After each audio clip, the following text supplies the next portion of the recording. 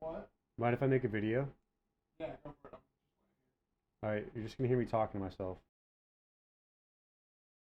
What's happening, guys? Today I'm gonna show you how to remake Highest in the Room by Travis Scott. I'm not gonna bother with a Mike Dean outro, so sorry if you guys came here for that. Before we get started, don't forget to follow me on Instagram at WTFKyleBeats, and let's get right into it. First sound for the song we're gonna use for the intro is the crackle bass, and these are the notes that we're gonna play.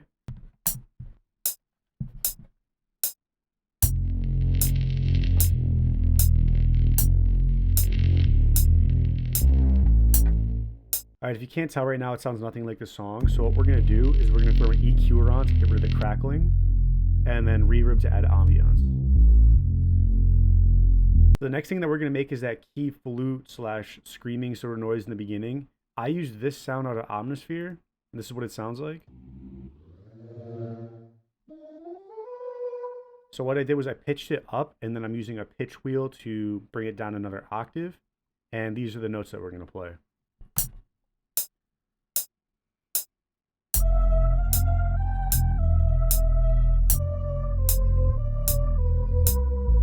So that pattern I just played for the flute slash screaming noise is actually played an octave higher than what I just showed you guys.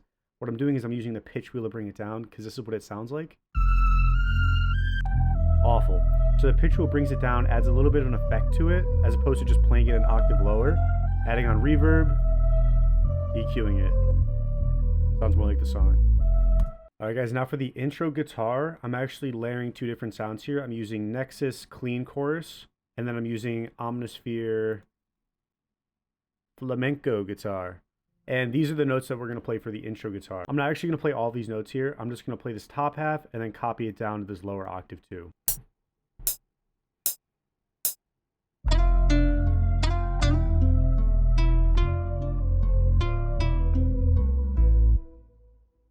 Alright, so for the intro, the guitar I was playing was actually an octave higher, and then I used pitch wheel to bring it down. Brought it down an octave, EQ'd it like this, threw on some reverb, transient processor to turn something down, I don't even know. And then stereo shaper gives it more of an environmental effect like reverb, and it separates it within your headphones. On top of that, I layered it with Nexus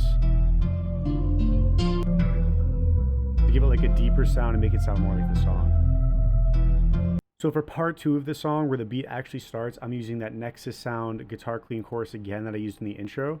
These are the notes that you want to play. To be honest, I'm not even going to try and recreate this because it's so hard to play and I mess it up every time. This is what it sounds like without any effects on it. And then I'm throwing on reverb, the EQer, and the stereo shaper again. Next thing I'm doing is I'm adding the clap, the percussion, and the open hi-hat. And so for the clap, I use the Lex clap. For the percussion, I use the Lex rim sound. And then, where's the open hat? Yeah, this is the open hat I use. And I also put it in an envelope and cut it a little bit.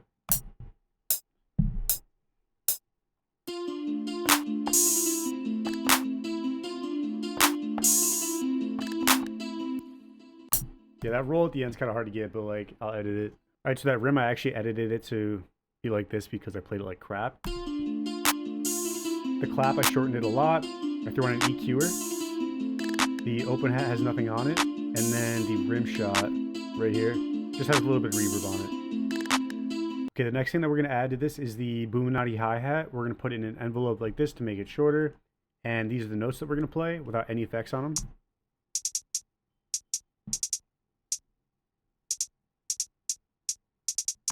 Okay, for the hi-hats, I'm throwing on a transient to up the attack and lower the release a little bit, making them really short. I'm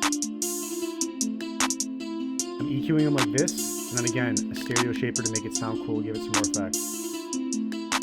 Last but not least in this song, I'm using the 808, and I'm using the Dro 808. It's one of the, what's his name, Pierre Bourne 808s. You can probably use any of his, to be honest, because they all sound like this.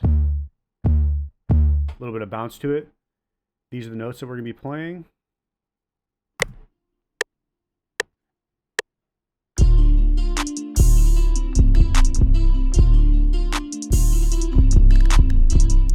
Now for the 808s, I actually threw on a wave shaper for some reason. I guess to distort it a little bit. I don't know. And I also threw on an EQ to make it sound better. Gives it more that thick, kind of rough, full sound. And then I have the limiter here just to make sure it doesn't clip. Alright guys, so that's the full song. I'm not even going to bother with the Mike Dean outro. It's like honestly too crazy. My computer can't even handle what's going on right now if you see my screen. But please comment below what song I should do next, and I'll see you guys next time.